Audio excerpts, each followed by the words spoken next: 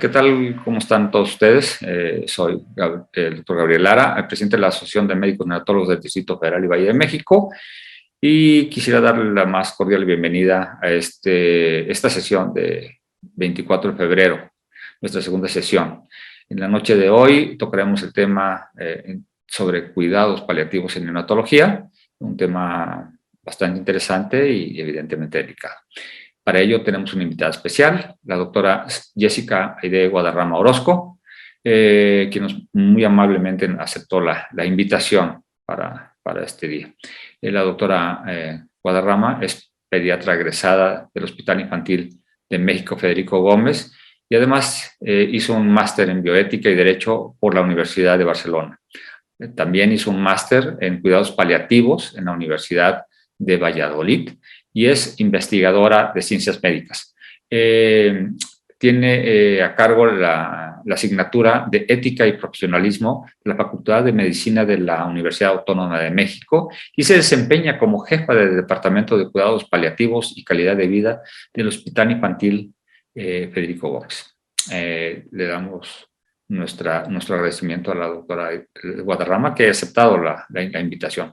Antes de la presentación de la doctora Guadarrama, nos hará favor la doctora Laura Karina Feria, quien forma parte de nuestra mesa directiva, de hacer una pequeña introducción al tema. Y bueno, antes de dar la palabra a la doctora Feria, quisiera pues nada más recomendarles, por favor, que sus preguntas que nos hagan llegar muy amablemente, lo hagan a través de la pestaña que dice chat de preguntas para no confundirnos y hacerlas todas correctamente. Sin más preámbulo, le voy a dar la palabra a la doctora Feria para hacer la introducción.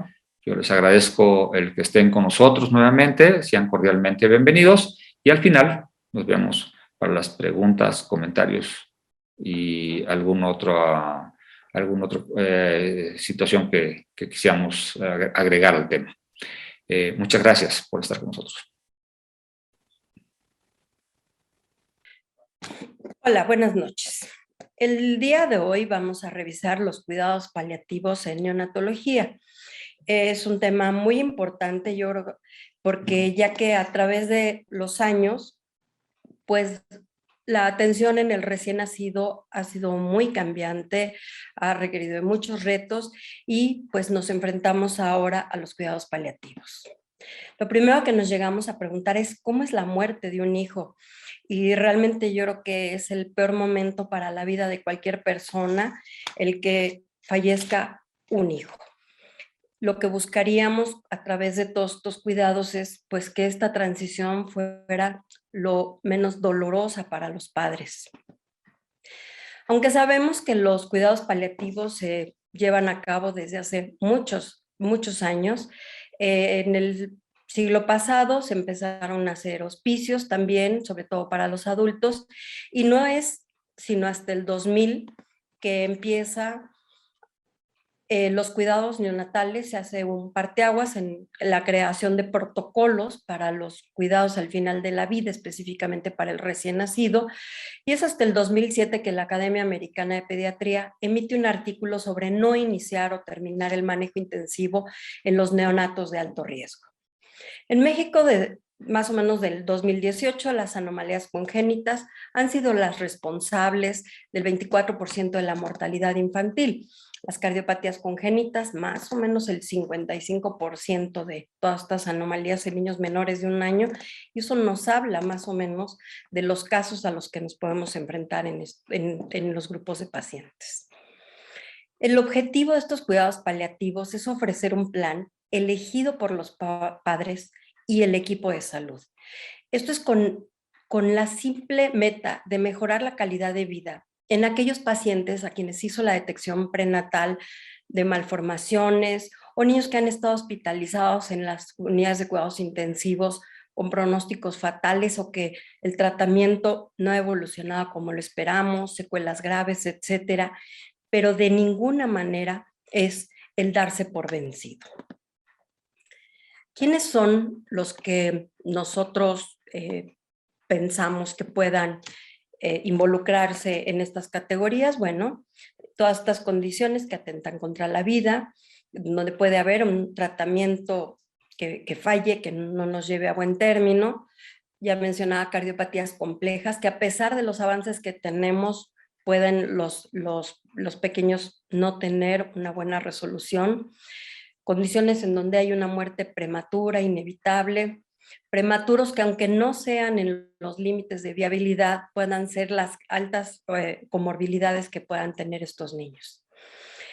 Pueden ser condiciones sin opción de tratamiento curativo, algunos incluso errores innatos de metabolismo, o algunas condiciones que puedan tener una discapacidad tan grave que los lleven ya a un estado final de su vida. Kaitlyn y Carter habían creado un protocolo para los recién nacidos, delineando las necesidades de los pacientes, de sus familias, del equipo médico, para evitar el dolor, darle dignidad a la familia, apoyo para todos estos niños que llegan a fallecer. Esto creo que es un dato muy importante. El grupo de españoles, pues también delineó algunas pautas para otorgar a los médicos evidencia clínica de algunas estrategias para optimizar el apoyo a la familia de este grupo de pacientes críticamente enfermos. Como podemos ver, pues no es diferente a lo que hemos mencionado, lo que dice este artículo de los prematuros, malformaciones, fracasos respiratorios, etcétera. Estas pautas fueron editadas por el Instituto Nacional de Nutrición, en donde hablan de aliviar las molestias, el dolor, vincularlo a los padres, mantener la temperatura corporal, aliviar el hambre o la sed, todo esto a grandes rasgos se abordará más adelante. Pero lo más importante que nos debemos de plantear es qué quieren los padres. ¿Cuáles son los deseos de los padres? ¿Cómo es que quieren llevar este acompañamiento del final de vida de sus hijos? En algunas ocasiones, pues participarán los médicos, las enfermeras, pero también es muy importante que participen los psicólogos, los tanatólogos. En algunas ocasiones, por las creencias de los padres, requieren apoyo religioso, espiritual, de lo que sean las creencias que tienen, pero también es importante tomar en cuenta no nada más el manejo del dolor, que no necesariamente se presenta en el recién nacido con malformaciones, pero sí una terapia inhalatoria que evite que el niño esté sofocado o esté estresado, y un apoyo de equipos de nutrición para llevar a cabo este final de la vida. Los cuidados paliativos, recordemos que nos atañen a todos. No es que sean para el tercer nivel de atención o al segundo, es para todos los que estamos involucrados en la atención de los recién nacidos. ¿Por qué? Porque todas las personas, puede ser un médico general, una partera, un pediatra, un neonatólogo, que están en contacto, que recibieron a un recién nacido y que su pronóstico de vida es corto, pues no van a gastar el tiempo tan preciado de vida de este recién nacido para enviarlo a otro lado, cuando estos cuidados pueden ser brindados por el equipo de salud. El objetivo de estos cuidados es ayudar a los pacientes de una enfermedad grave a sentirse mejor, punto. También tenemos que entender que no van a prolongar la vida, pero tampoco van a acelerar la muerte ni su proceso de morir. Intentan estar presentes y aportan los conocimientos especializados con el cuidado médico, con el cuidado psicológico, el soporte emocional y espiritual, pero acuérdense que esto puede incluir el hogar, a la familia y a veces probablemente algunos amigos. ¿Qué es lo que va a pasar? Bueno, yo siempre cuando me he enfrentado a esto, les digo a los papás que deben buscar el lado de la luz. ¿Por qué el lado de la luz? Porque tienen que de una gran tragedia buscar algo positivo. ¿Por qué? Porque del lado oscuro pues se puede acabar la familia, la persona, puede ser un camino muy complicado para esos padres. Estos cuidados siempre deberán estar centrados por y para la familia. Por eso es tan importante que como equipo de salud estemos comprometidos con la atención de todos estos niños, y seguramente la doctora Guadarrama nos ampliará todo este tema en este momento. Muchas gracias a todos.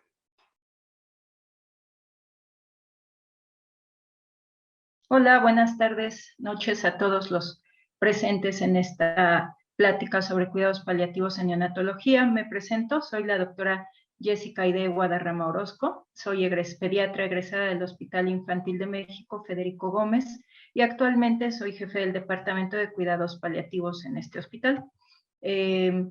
Me ha invitado el doctor Daniel Ibarra a dar esta charla. Agradezco la oportunidad a la Asociación de Médicos Neonatólogos de la Ciudad de México. Bueno, voy a empezar por hablar un poco sobre los orígenes de la neonatología para ver en qué momento ocurre esta vinculación con los cuidados paliativos en esta área de neonatología. Todo inicia a mediados de la década de los 50, en el siglo pasado, cuando la medicina comienza a tener un boom en cuanto a tecnología se refiere. Este avance en la tecnología alcanzó también a los pacientes neonatales y la atención médica, que en principio a ellos era más que nada humanizada, cuando nacían neonatos muy prematuros o fuera de la posibilidad de darles un soporte vital, bueno, pues se pretendía humanizar únicamente el cuidado. ¿Cómo? Pues dándoles un adecuado cuidado de amor, de alimentación, de calor, de compañía con los padres, y fue esto lo que le permitió a la neonatología pues comenzar, tener un origen. Existían los pacientes, existían los médicos, no existían los recursos, pero cuando empiezan a aparecer recursos, dispositivos médicos que dan aliento a estos pacientes, es que comienza la neonatología, o por lo menos ahí se ubican sus orígenes. Ya para 1950, 1960 nacen una especie de incubadoras que podían proporcionar un adecuado calor a los pacientes, y además, algo muy importante, la aparición de ventiladores que podían dar presión positiva. Entonces, se empieza esta tecnología a aplicar al paciente neonatal y comienza a darse la neonatología como tal, pero no había gente especializada en este rubro, eran al final pediatras sin especializarse en la atención de neonatos. Hubo para 1970 una escasez reconocida de pediatras especializados para las necesidades de este tipo de pacientes. Entonces, para 1980, en Estados Unidos, que es como nuestro referente más cercano, la Academia Americana de Pediatría insta e insiste a las instituciones en crear especialistas en neonatología, y su énfasis, su enfoque iba dirigido a vamos a salvar la vida del paciente neonato, ¿no? En este momento empezamos a tener recursos que pueden proveer de mejorar la supervivencia de estos pacientes, y podemos hacerlo. Y es ahí donde comienza ya la evolución. Ya vimos el origen, ahora la evolución de la neonatología en cuanto a su vinculación y progresión en relación a los cuidados paliativos. Ya para 1970, con la tecnología que en ese entonces existía, los médicos comienzan a cuestionarse cuáles son los objetivos de la atención neonatal para aquellos pacientes que tienen condiciones o enfermedades que les limitan la vida, y aquellos con prematuridad extrema. ¿Dónde estamos? ¿Qué es lo que tenemos? ¿Y hasta dónde queremos llegar? ¿Hacia dónde queremos ir con estos pacientes que estamos atendiendo? Y la pregunta ahora fue, ¿acaso porque podemos, debemos? Esa era la cuestión o el dilema que en ese momento se presentaba. Para 1973 hay una publicación de Dove Campbell que se llama Dilemas éticos y morales en las unidades de cuidados especiales. Ellos describen la muerte de 43 de 299 pacientes neonatales después de suspender el tratamiento en conjunto con los padres. Y su dilema es, bueno, ¿hasta dónde? Discuten los casos con los padres, hasta dónde podemos mantener, hasta dónde queremos llevar la vida de este paciente neonato que presenta estas condiciones muy particulares y complejas, ¿no? Hasta dónde queremos seguir y cuáles van a ser los resultados de la vida, en la vida de estos pacientes, porque de poderla mantener se podía, pero ¿cuál es el resultado? ¿Hasta dónde voy a continuar? ¿En qué momento me voy a frenar?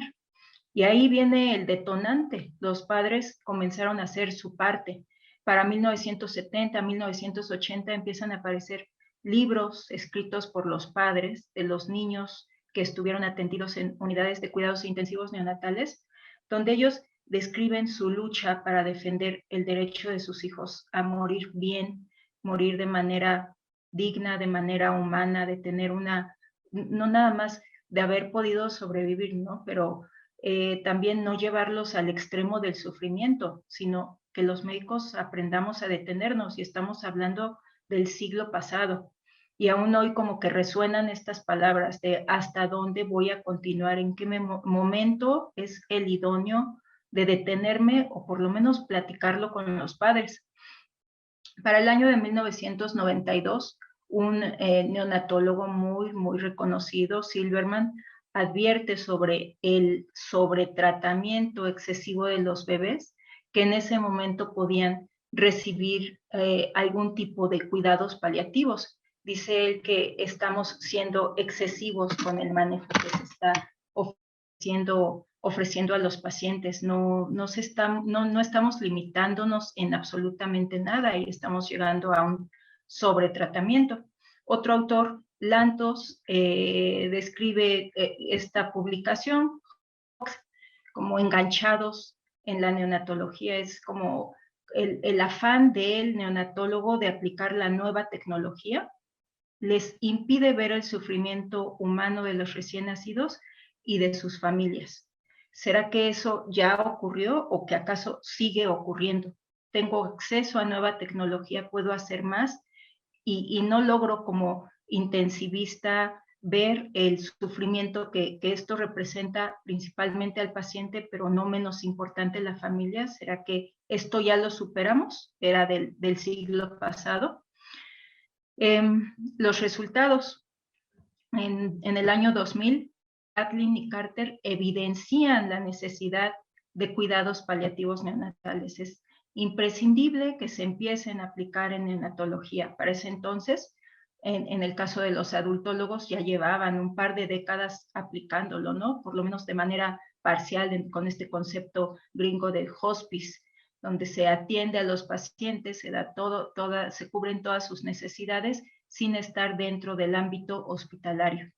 Y en ese momento, bueno, es claro que en pediatría se requiere y que en neonatología no queda excluido. Neonatología es una parte muy importante de la pediatría, entonces es necesario hacer algo al respecto de los cuidados paliativos.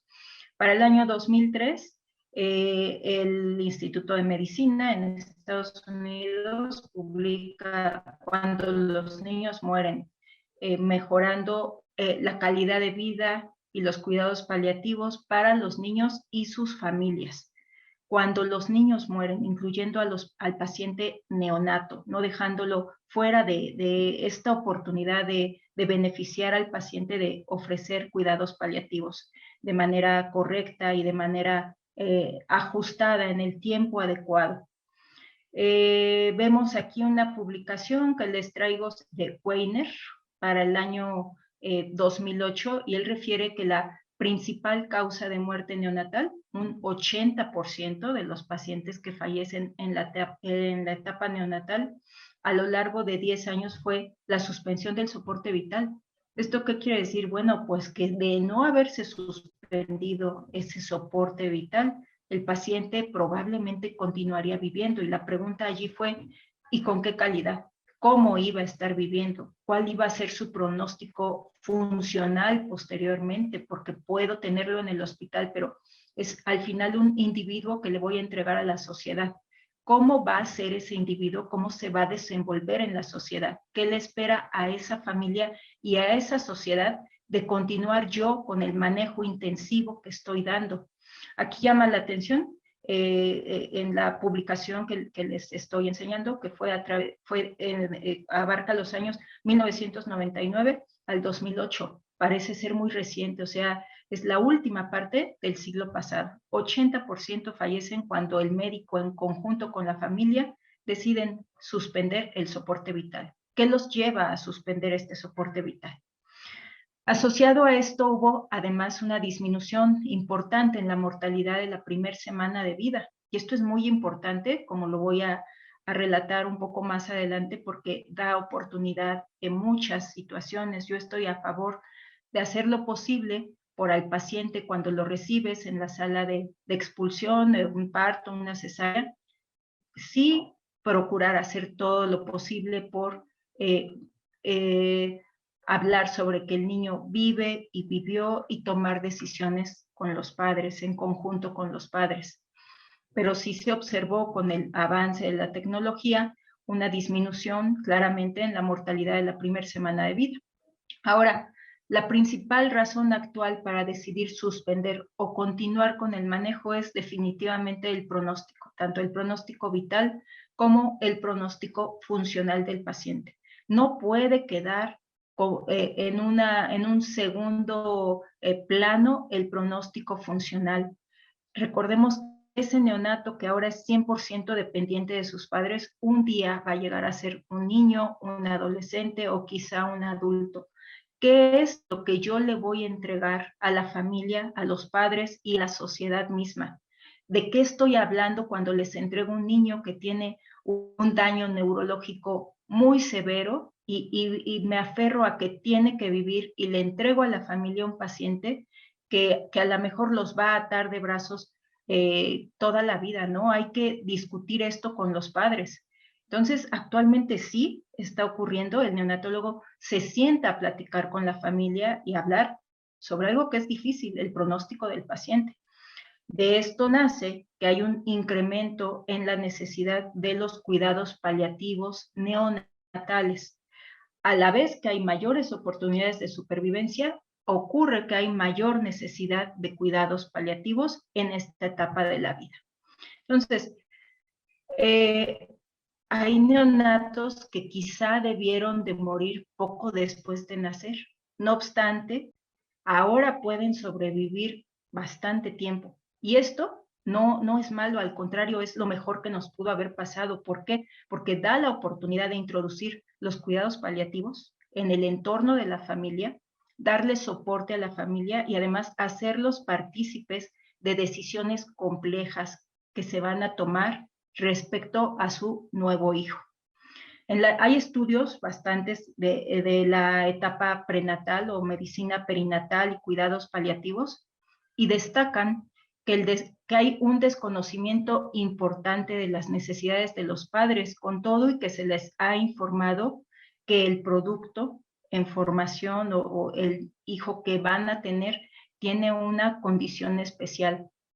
Hay los médicos, los ginecólogos, los pediatras que van a recibir ese bebé tienen desconocimiento de qué es lo que está necesitando esa familia al enterarse que van a tener un hijo que trae una malformación compleja o que tiene una condición particular. Algo tan básico quizá como enterarse de que tu hijo va a nacer con algún síndrome, un síndrome de Down, ¿no? Hay un desconocimiento absoluto de cuáles son las necesidades, a qué se está enfrentando esa mamá cada día que amanece y que tiene que levantarse y que sabe que trae dentro de su vientre un bebé con una condición particular, una condición especial.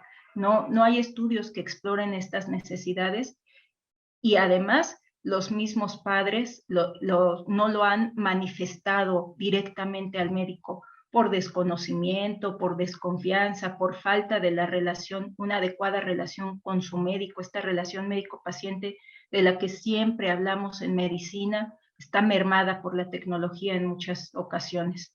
No se habla con los padres respecto a la toma de decisiones en el momento del nacimiento.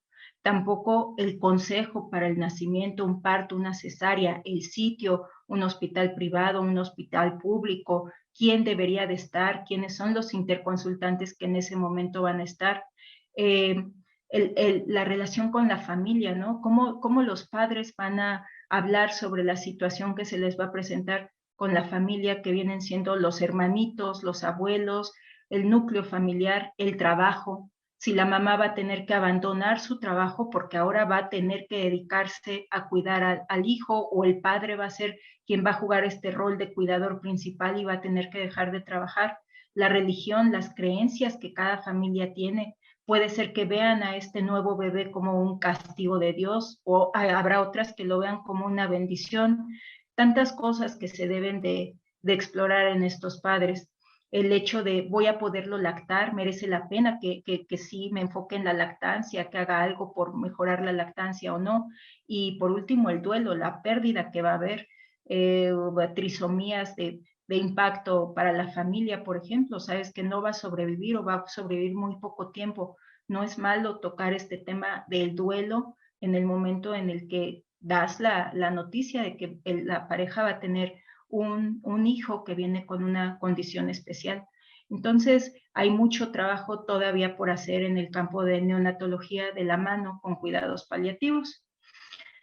Bueno, por definición, ¿qué son los cuidados paliativos en pediatría? Bueno, pues es el cuidado del feto. Fíjense, hablamos del feto en la etapa prenatal, el neonato o el niño con una condición que es limitante para la vida y que es un abordaje total del cuidado desde el punto de vista del diagnóstico y su reconocimiento y a lo largo de la vida del infante, del niño, hasta el momento de su muerte, y ahí no se detiene. ¿Qué pasa con los papás que pierden un hijo? ¿Van a tener otro hijo? ¿Qué secuelas va a quedar? ¿Qué estrés postraumático puedan llegar a desarrollar después de la muerte de ese hijo? O sea, el trabajo del neonatólogo de la mano de cuidados paliativos no debe de detenerse cuando muere el paciente, esto debe de continuar.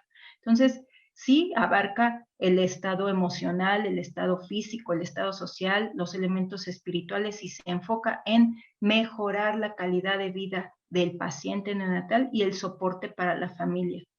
¿Por qué hablamos del aspecto físico, emocional y social? Porque muchas veces nos enfocamos en el paciente, pero no vemos el resto, su entorno, el contexto social donde ese paciente se va a desenvolver. A lo mejor, no sé, se trata de padres adolescentes sin ningún tipo de formación educativa, sin el apoyo de la familia, sin un apoyo social, que no cuentan con ningún trabajo estable y eso lo estoy dejando de lado, ¿no? Cuidados paliativos dice, vamos a abarcar todo esto, no nada más el estado clínico del paciente. Y claramente incluye el manejo de los síntomas que puedan generar estrés en la familia y provee del cuidado holístico de manera completa a través de toda la vida del niño, la muerte y posterior a la muerte, el duelo. Ahora, veamos en neonatología qué condiciones son susceptibles de beneficiarse de los cuidados paliativos. Aquí tenemos dos situaciones. La doctora Elvira Parraccini tiene una publicación de cuidados paliativos neonatales y bueno, hace referencia a, podemos dividirlos en estos dos grupos, ¿no? Enfermedades limitantes para la vida y las enfermedades terminales. En cuidados paliativos pediátricos hablamos de enfermedades limitantes y amenazantes para la vida. Limitante es aquella que va a provocar la muerte de forma prematura sin opción a que no ocurra.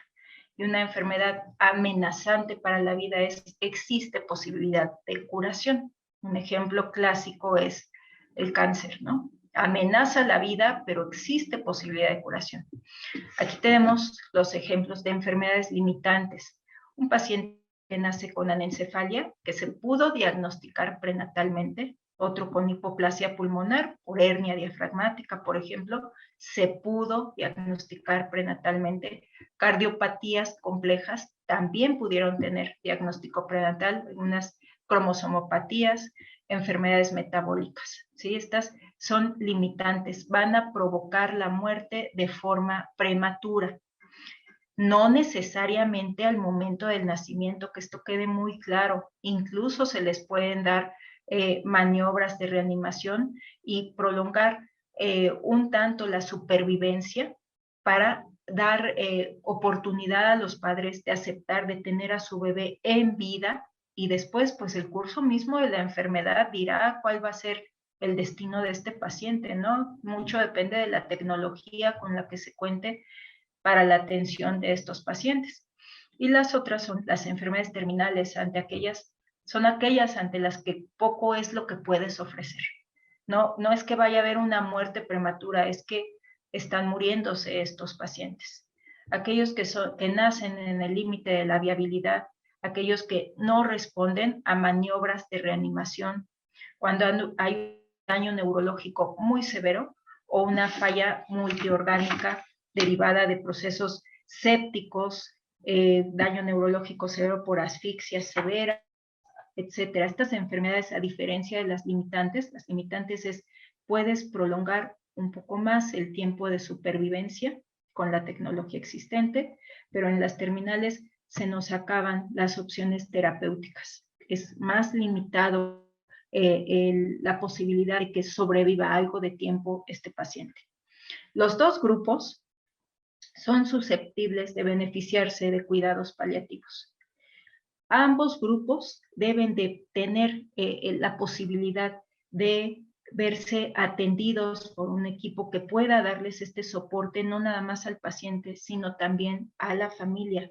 Vean, estoy poniendo cardiopatías, trisomías, y estas son aquellas que quedan muy claro que requieren de cuidados paliativos porque van a provocar una muerte prematura, pero tantas enfermedades que existen y que se les puede dar el beneficio de recibir cuidados paliativos. Entonces, vamos viéndolas poco a poco.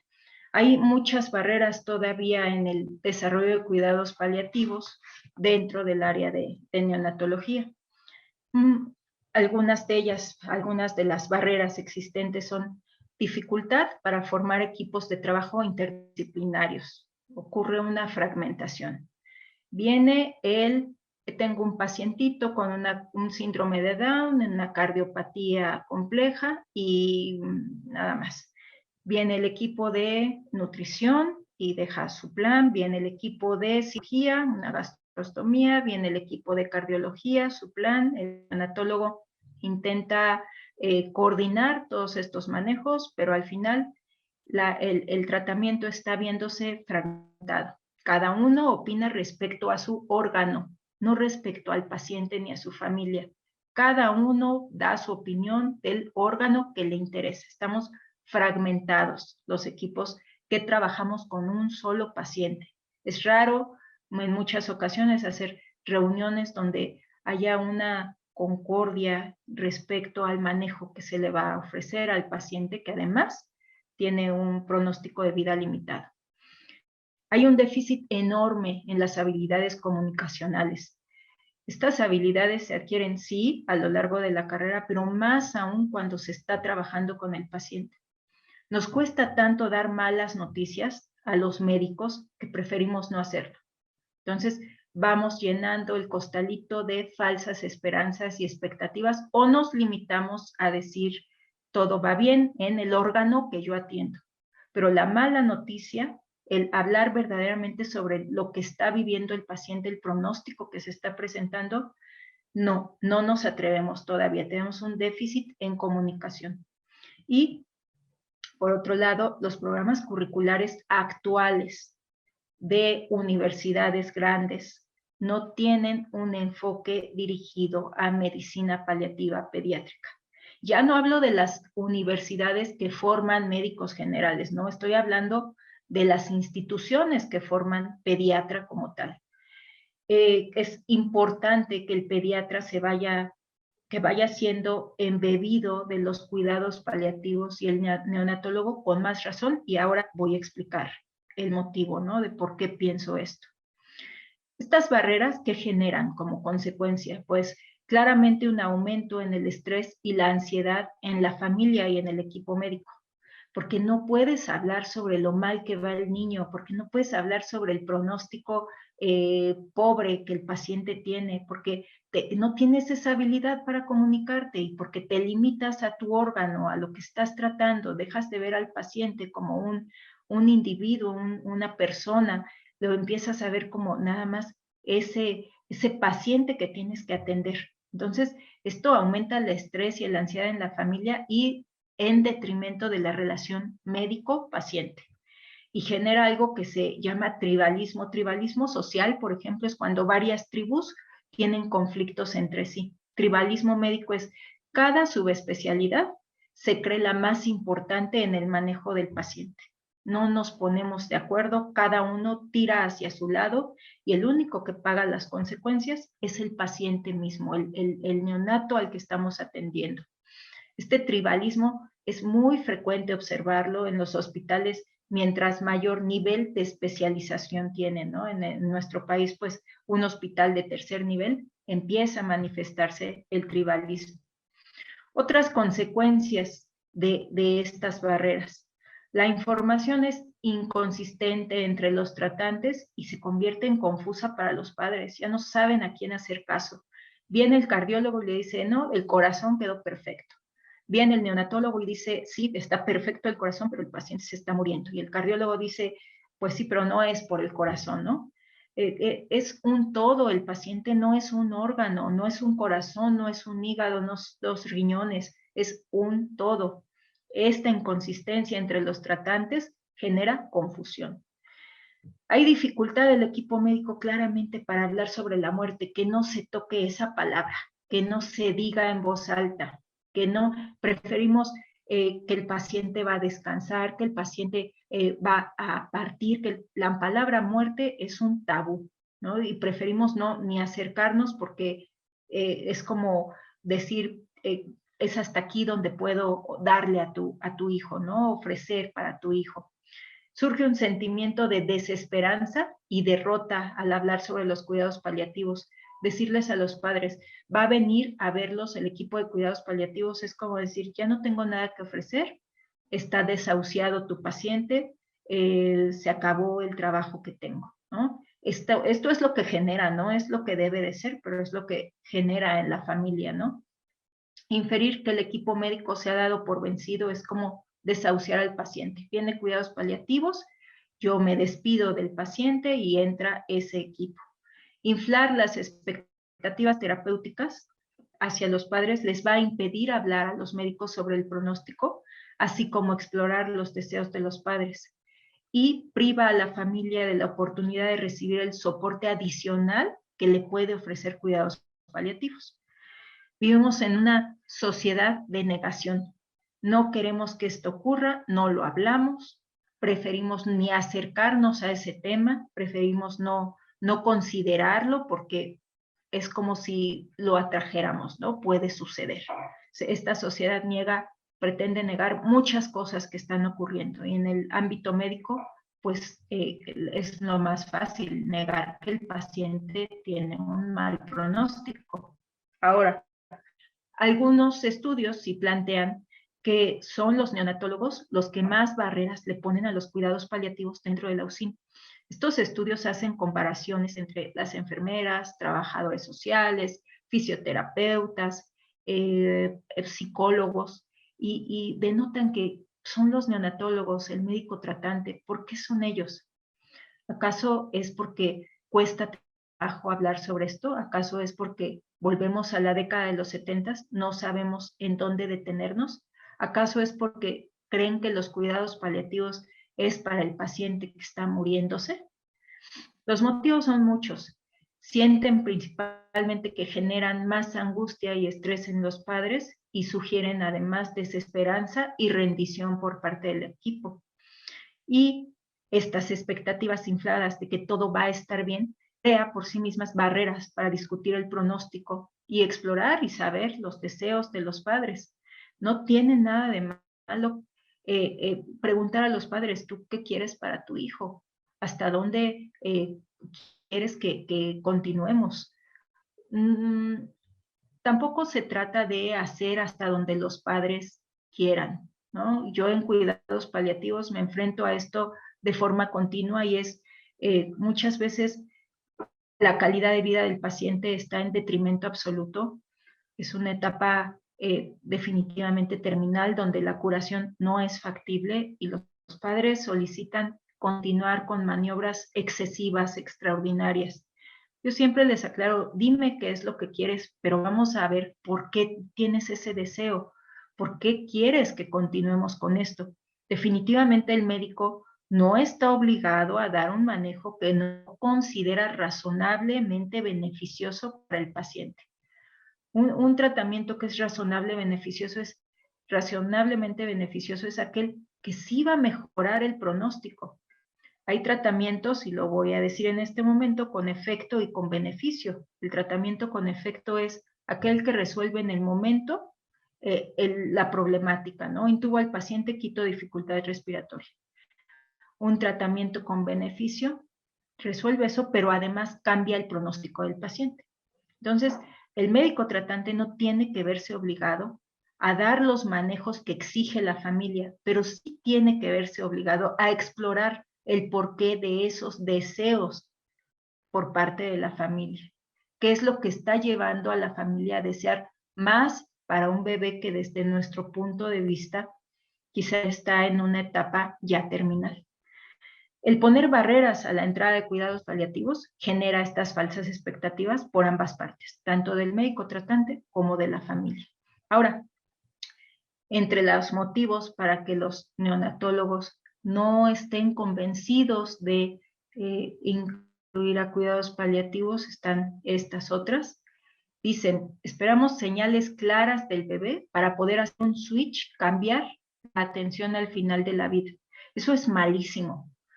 El switch de en este momento le entra cuidados paliativos y antes no, es para los padres muy sonante, les genera más ansiedad. Si cuidados paliativos entra desde el principio están recibiendo esa atención y cuidados paliativos, su involucro va a incrementar conforme el paciente pueda ir teniendo peor pronóstico.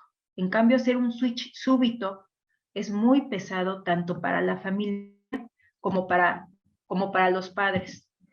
Se dan cuenta de que el diálogo y la atención al final de la vida comenzó demasiado tarde, entonces ya no es el momento idóneo de hablar de cuidados paliativos porque el paciente está falleciendo. ¿Cómo le digo ahorita que voy a llamar a cuidados paliativos en la fase agónica? Bueno, pues lo hacen. Me ha tocado recibir interconsultas, llego y el paciente acaba de fallecer. Fue demasiado tarde, claramente fue demasiado tarde. Y hacerlo a esas alturas como que, pues ya para qué, ¿no? Ya qué impacto puede tener. Aunque esté entrenado el neonatólogo en cuidados paliativos, él funge como un intensivista y le cuesta mucho trabajo ver al bebé de una unidad de cuidados intensivos neonatales a través de sus ojos de cuidados paliativos, aun cuando esté entrenado. Y eso es normal y es entendible. Los neonatólogos son intensivistas del paciente neonato. Entonces, sí tienen que cambiar la visión, el enfoque, para poder ver al paciente con sus ojos de cuidados paliativos cuando tienen este entrenamiento. La formación en cuidados críticos para salvar y realizar procedimientos que salven vidas, pues, entra en automático. La capacitación en cuidados paliativos para manejar síntomas o mantener la perspectiva de voy a mantener la calidad y mejorar la calidad de vida de este paciente, entra en segundo plano. Esto es, pues, entendible, es obvio. Pero fíjense, esto que pongo aquí, intubar a un bebé y luego facilitar las conversaciones sobre los objetivos del cuidado, a veces podría parecer como si estuviera contradiciéndose, pero no, de ninguna manera, y no debe de entenderse así. Es integrar las habilidades que tiene un neonatólogo con sus habilidades de intensivista y cuidados paliativos simultáneamente. ¿Por qué? Porque yo lo veo como das tiempo de que la familia acomode sus deseos, sus ideas, sus emociones, nos das tiempo de participar en conjunto contigo y vamos ayudándole a la familia a entender esto que le está sucediendo. Entonces, es ganar tiempo para bien. Ahí es cuando hacen buena empatía los cuidados intensivos con los cuidados paliativos. Así es como debe de ser. Darse tiempo y no ver como estoy haciendo una maniobra extraordinaria. No, un momento, no es nada extraordinario, es algo que te va a dar tiempo para que abordes bien a esa familia. Ahora, voy a hablar un poquito sobre aspectos bioéticos en relación al final de la vida. Estamos hablando de que el paciente es la punta del iceberg. El paciente neonatal está muriendo o acaba de fallecer. Pero por debajo de esa punta del iceberg tenemos cosas muy importantes. La primera, la familia los aspectos bioéticos que nos hacen referencia a nosotros como médicos, el equipo médico y de enfermería, y los aspectos técnicos que se van presentando. Vamos a hablar un poquito sobre los aspectos bioéticos. Tenemos mucha incertidumbre en relación a qué voy a hacer con este paciente. Creo que tiene mal pronóstico. ¿Qué le voy a ofrecer? ¿En qué momento me voy a detener? ¿Qué es lo que procede? Pues la deliberación en el grupo de tratantes que están viendo a este paciente neonatal, ¿no? Hablar sobre las posibilidades, el diagnóstico, el pronóstico que voy a ofrecer, el tratamiento médico. Ver los valores de la familia y decidir sobre el curso de acción que voy a tomar, en particular con este tipo de pacientes, aquellos que tienen enfermedades limitantes para la vida, aquellos que no responden a tratamiento intensivo o que tienen falla orgánica múltiple, y aquellos pacientitos prematuros en torno al límite de la viabilidad de la vida, en particular referente a ellos. Tengo que tomar decisiones. Y estas decisiones, ¿cómo las voy a tomar? Pues a través de la deliberación con el equipo de neonatología, el trabajo social, las enfermeras, los médicos principalmente involucrados, los equipos que están involucrados, para llegar a una decisión adecuada, buena para el paciente. Esta decisión, ¿cómo voy a saber que es la correcta? Bueno, lo primero que tengo que observar es que sea una decisión que entre dentro de la legalidad. Luego, la temporalidad.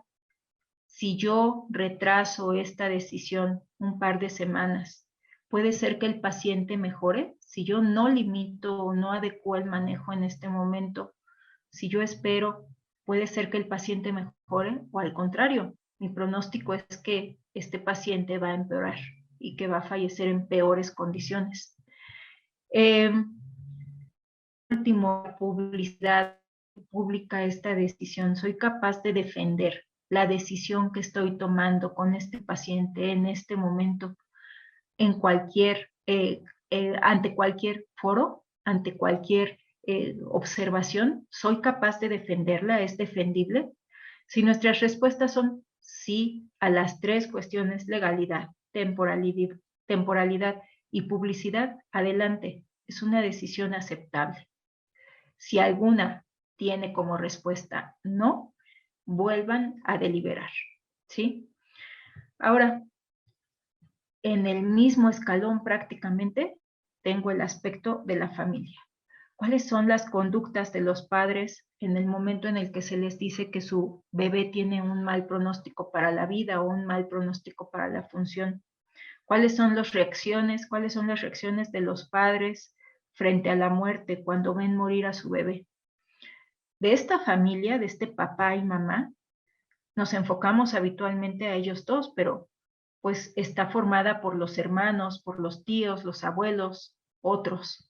Y de ellos hay que ver pues aspectos culturales, religiosos, sociales, cuáles son sus redes de apoyo, con qué cuentan, qué es lo que tienen allá fuera del hospital, de dónde son, quién viene con ellos, quién está detrás de ellos dándoles apoyo ya no económico, el apoyo emocional. Recibir una noticia de esta magnitud requiere un tiempo de aceptación, y ese tiempo de aceptación puede ser muy largo, y a veces no tienen ni tiempo de pensar en me está pasando esto.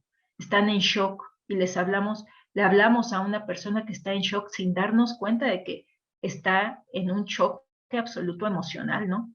¿Dónde queda la familia? No se trata solamente del paciente. El aspecto familiar y el aspecto bioético en la toma de las decisiones médicas debe de estar siempre vinculado. Uno te lleva al otro. Considerar los valores de esa familia para poder deliberar con base en esos valores es importante también. Lo siguiente a contemplar, bueno, pues las reacciones, les decía, en el momento de la muerte del paciente, algunos abrazan, otros solo acarician a su bebé, algunos miran. Es parte de vivirlo, ¿no? De que el neonatólogo pueda ver este tipo de reacciones en las familias que está atendiendo. Ahora, ¿qué le toca al equipo médico y de enfermería? cómo perciben la enfermedad, cómo perciben la muerte. Cuando muere un paciente, ¿lo hablan o prefieren ya no tocar el tema? ¿Hay alguna sesión después de que el paciente haya fallecido? Si algún médico se enganchó, eso no es nada malo, se debe de trabajar con ese paciente. Conviene hablarlo también dentro del equipo que está tratando al paciente. Y por último, aspectos técnicos, hacer guías para el manejo de ese tipo de pacientes. Guías principalmente enfocados al control de síntomas, el más importante, el dolor, tener protocolos de atención al dolor, ¿no? Y luego, protocolo de atención a cualquier síntoma que se pueda presentar, sin dejar de lado que estos protocolos de atención o aspectos técnicos deben de contemplar también a la familia, ¿sí? El paciente puede fallecer, pero la familia es quien se está quedando. Entonces, estos aspectos son muy importantes en relación a cuidados paliativos en el paciente neonato. Ahora, existe dos tipos de modelos que se pueden implementar dentro de un hospital de segundo nivel o de tercer nivel en relación a cuidados paliativos. Uno es el modelo paliativo primario y el otro es el modelo paliativo consultivo. ¿Cuál es la diferencia? Bueno, el modelo paliativo primario le apunta a que toda unidad de cuidados intensivos neonatales debe de tener conocimiento en cuidados paliativos. Todos los miembros de la unidad de cuidados neonatales, de cuidados intensivos neonatales, deben de ser partícipe del conocimiento de cuidados paliativos. ¿Cómo es esto? Bueno, la enfermera puede identificar a la familia que está cayendo en depresión. Lo puede hacer la trabajadora social, lo puede hacer el fisioterapeuta, lo debe de hacer el neonatólogo. Todos deben de ser capaces de percibir el dolor en el paciente, de aplicar escalas para medir el dolor de manera más objetiva, de poder dar atención a ese dolor. Familiarizarse con el uso de la analgesia y sedación con el paciente neonatal. A esto es a lo que me refiero con el modelo paliativo primario. Todo miembro de una unidad que se diga de neonatología debe tener el conocimiento básico. Respecto a esto que acabo de mencionar, lo primero, el manejo de los síntomas. Si tengo presencia de dolor, ¿qué puedo hacer para mejorar el dolor en el neonato? Primero, darme cuenta que tiene dolor, saber percibirlo y hacerlo objetivo, aplicar escalas con las que pueda medir el dolor de alguien que es incapaz de manifestarlo de otra manera. ¿Cómo voy a manejar el dolor? Bueno, a lo mejor a la hora de puncionarlo le doy un poquito de glucosa, con la succión, la lactancia, el contacto piel a piel, mecerlo, ponerle música. Este es manejo del dolor básico que cualquier miembro de una UCIN debe de poderlo manejar. Luego me voy a fármacos, lo más básico que tengo, el paracetamol. Y mínimo, aprender el manejo de la morfina, porque es el pilar en los opioides, ¿sí?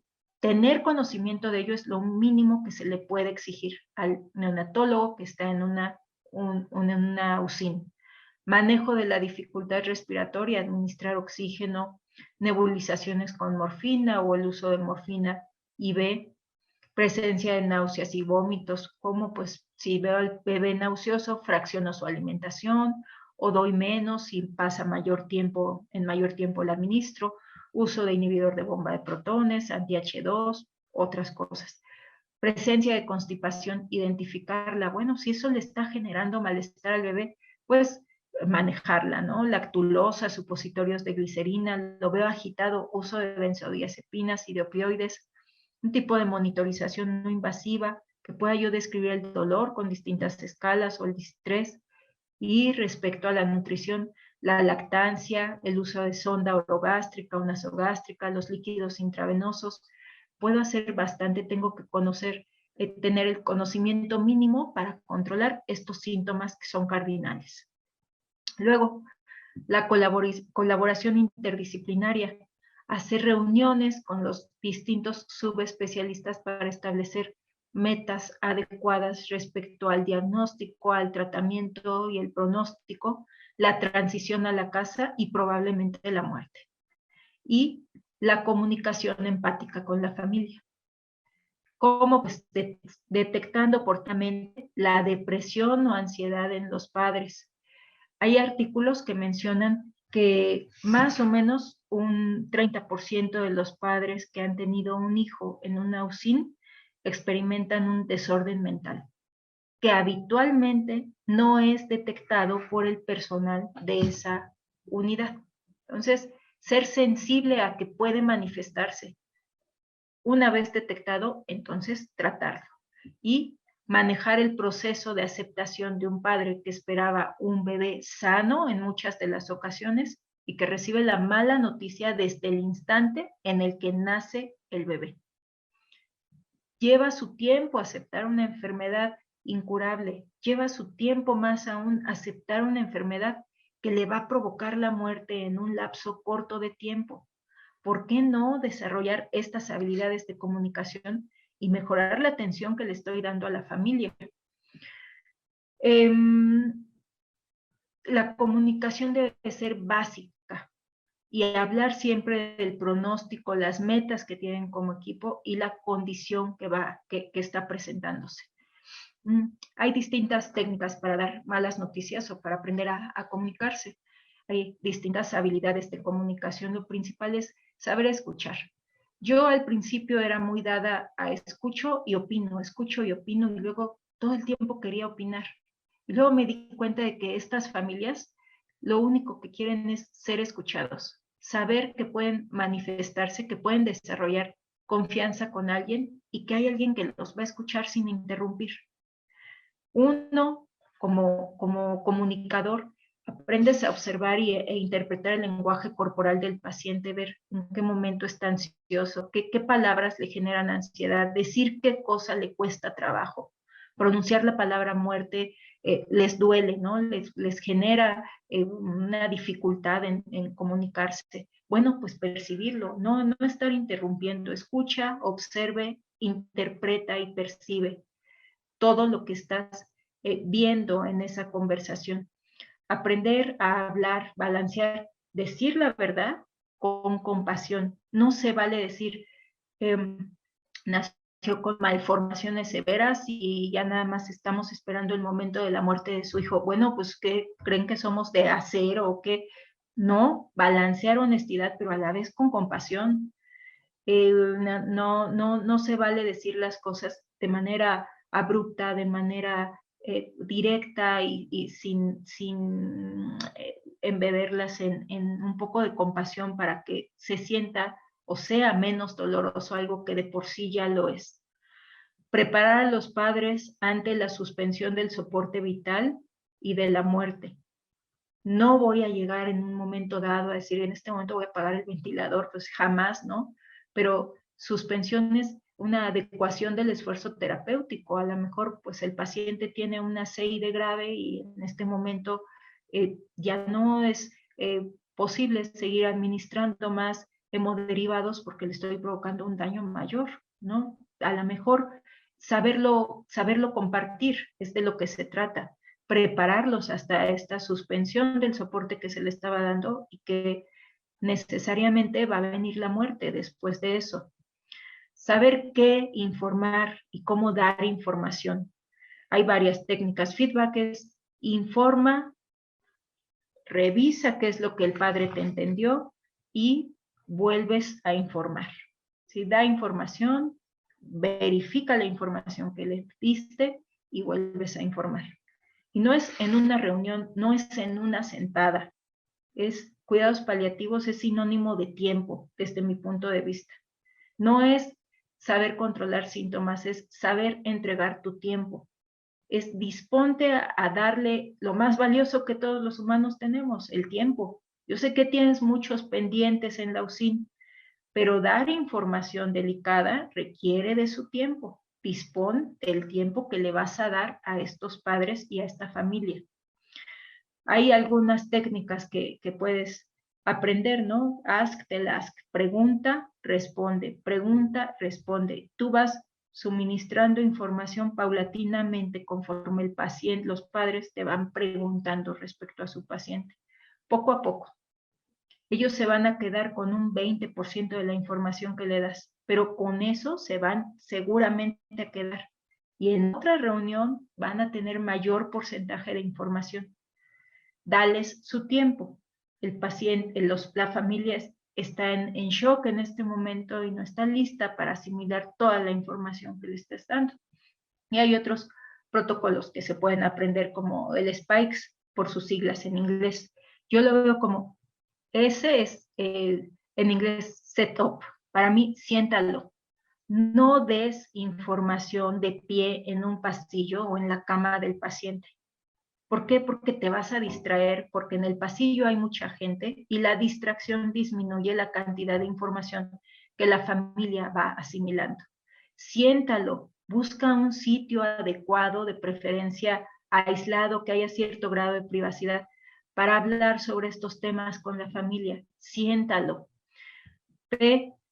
Percibe su actitud. Hay familias que llegan de entrada con un lenguaje corporal de no quiero escuchar nada, brazos cruzados al frente o manos en el bolsillo, y percibe cuál es su actitud en este momento para poder hablar.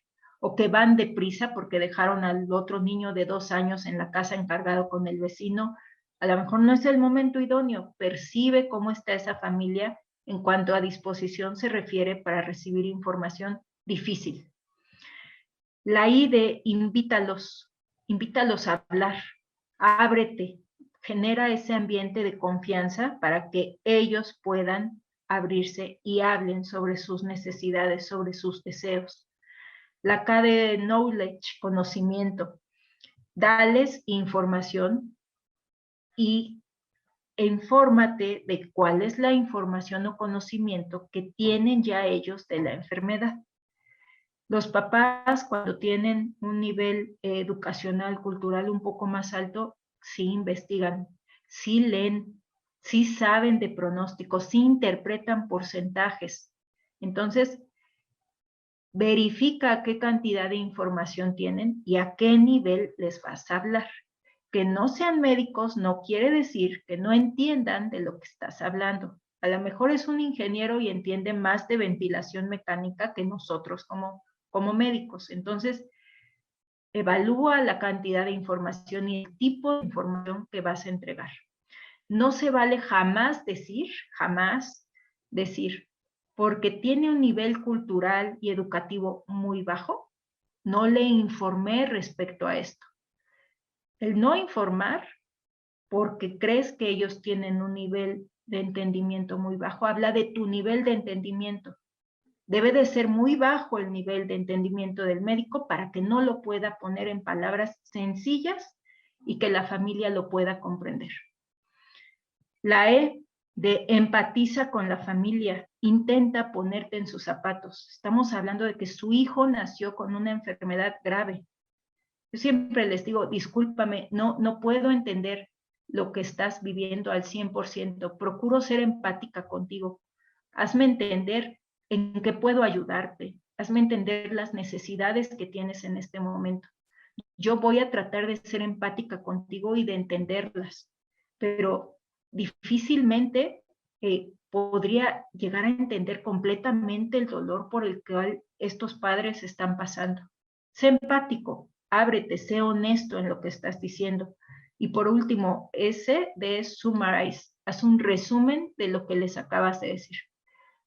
Tu hijo tiene este síndrome se conforma de ta, y ta. Lo que lo tiene con máxima gravedad en este momento es esta situación. Se le está dando este manejo. El pronóstico con este manejo en este momento es malo. Hay alta posibilidad de que tu hijo pueda fallecer, pero estamos trabajando para que todo salga bien. Que ya no hay nada que ofrecer. Estoy haciendo todo lo posible porque tu hijo no sufra. Eso es lo que mucho les importa a los padres. Tu hijo no está sufriendo. Te aseguro que lo que en mis manos esté, que no va a sufrir, lo voy a hacer. Voy a hacer mi mejor esfuerzo por darle lo mejor a tu hijo. Eso que les quede claro a los padres.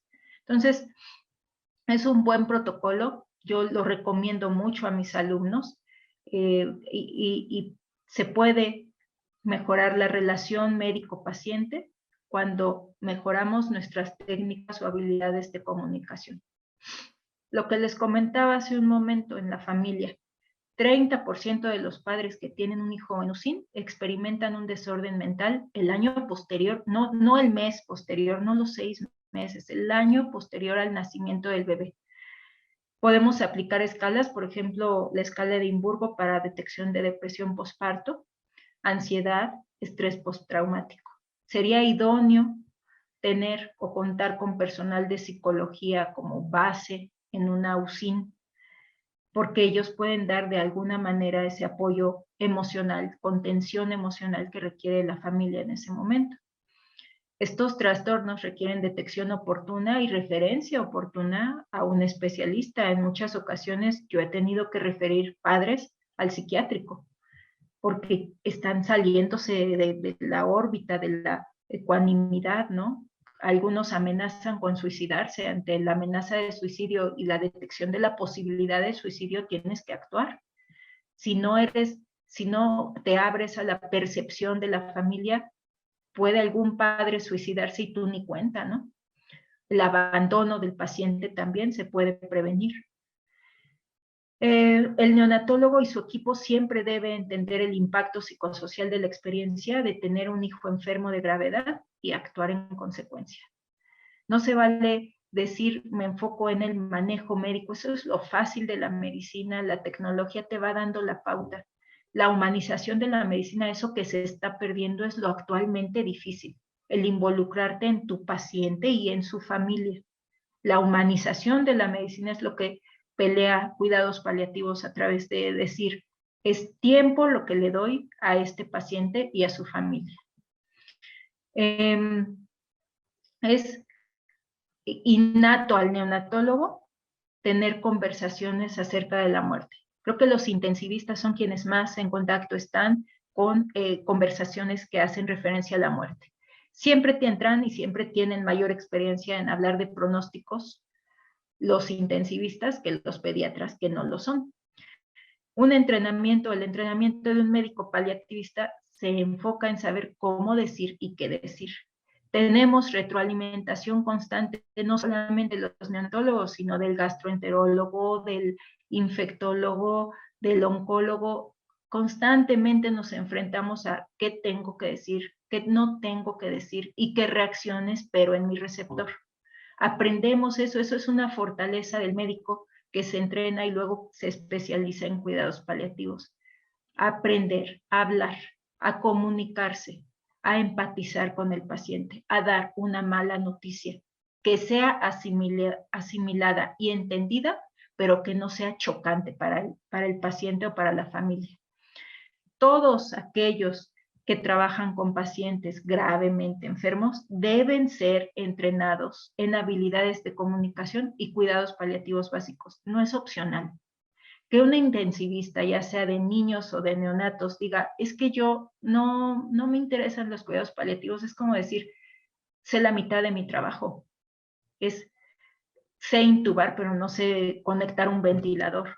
Así de grave es decir, no me interesan los cuidados paliativos básicos al menos. No me interesa saber cómo dar malas noticias. No me interesa involucrarme o aprender técnicas de comunicación para informar a mis pacientes. Es gravísimo que un intensivista se retraiga respecto a estas habilidades que debe sí o sí de adquirir. Ahora, hay objetivos claros para el final de la vida, no nada más en neonatología, ¿no? Dentro del final de la vida de cualquier paciente. 1, el desarrollo de una relación de confianza con la familia. Que estén los padres involucrados. Somos una red, una cantidad de átomos que están unidos entre sí para llegar a formar algo más. Los padres deben de estar involucrados en el cuidado y en todo momento en la toma de decisiones. No nos toca únicamente a nosotros los tratantes. Los padres también deben de ser partícipes de las decisiones de su hijo. Maximizar el bienestar del neonato. Nunca desvincularse como equipo. No se vale decir ya está a cargo de cuidados paliativos, que ellos le den informes, que ellos pongan tratamiento. No, es tu paciente y siempre lo va a hacer. Tú eres el neonatólogo, entonces tú vas a estar a cargo de él. Yo te voy a apoyar con mi conocimiento en cuidados paliativos, con mi conocimiento en comunicación, en empatía, todo esto, pero no te desvincules del paciente. Cuidar el ambiente y el entorno, lo que se dice, lo que se hace, cómo se dice y cómo se hace. Facilitar a la familia los ritos y las costumbres. Hay padres que les tranquiliza en el alma el saber que viene un sacerdote a bautizar a su bebé. Otros que viene el capellán de la iglesia. Otros que viene el pastor de su iglesia. Hay ritos permitidos y otros que son imposibles de permitir dentro de una unidad de cuidados intensivos. Pero dentro de las posibilidades de su unidad, permítanlo, porque quien se queda, repito, es la familia. Y esos ritos pueden menguar el dolor de esa familia. Y que exista armonía en todo el equipo. Evitar sobre todo la fragmentación de las subespecialidades. Traer información incorrecta.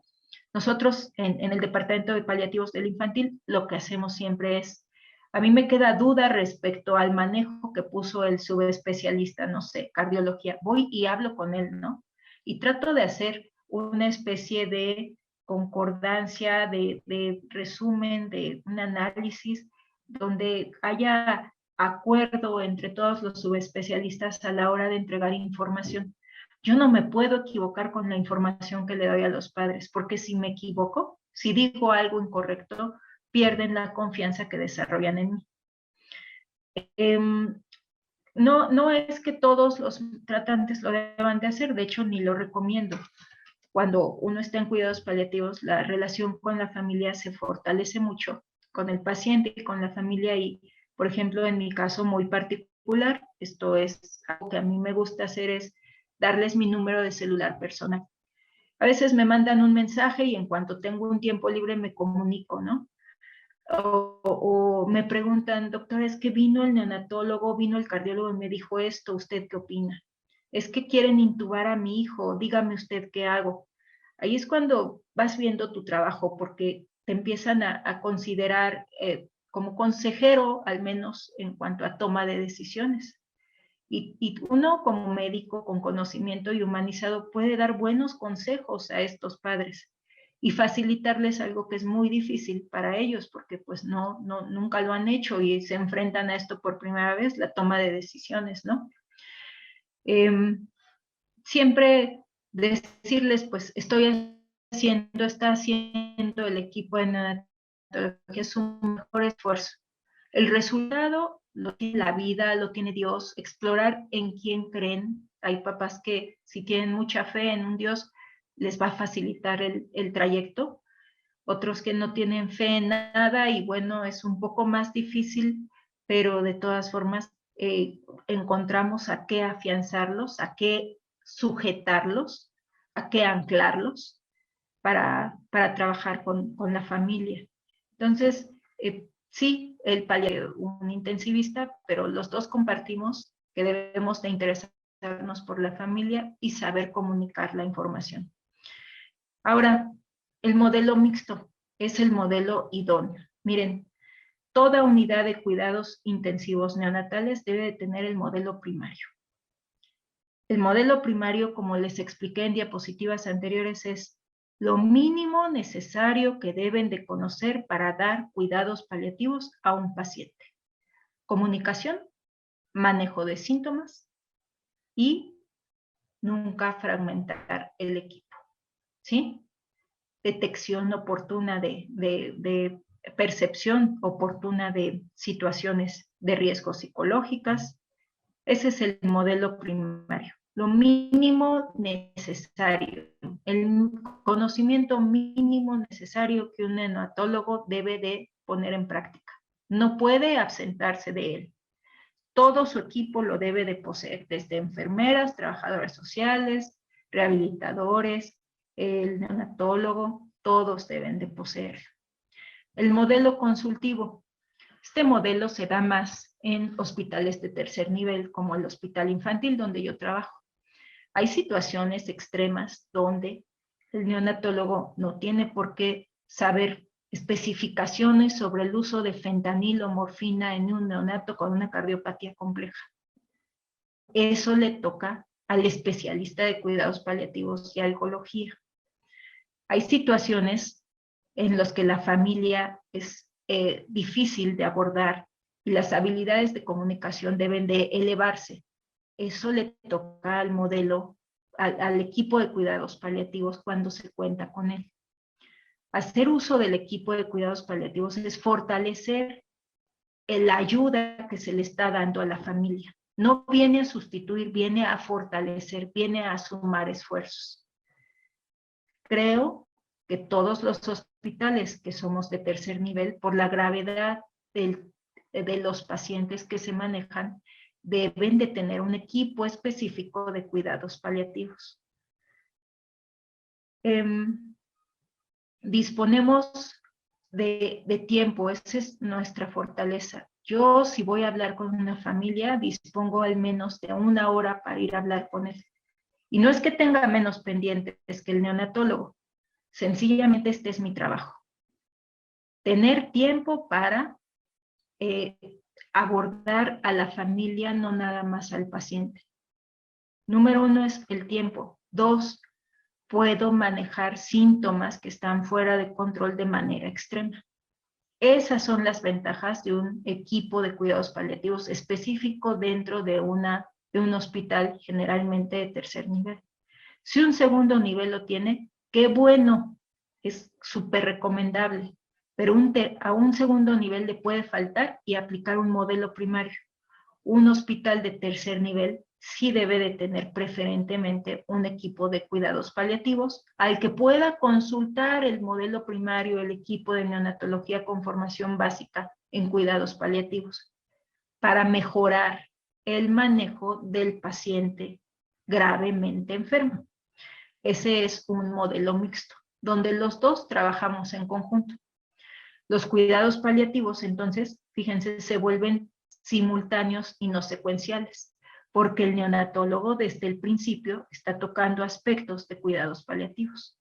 Y cuando entro yo, cuando él considera que el médico paliativista pediatra debe de intervenir, el paciente no va a sentir el switch, no va a sentir el cambio, porque en todo momento el neonatólogo pudo hablarle sobre que es una enfermedad compleja, que hay riesgo de muerte, que se está haciendo todo lo posible, pero las opciones son limitadas. Todo esto ya lo fue manejando.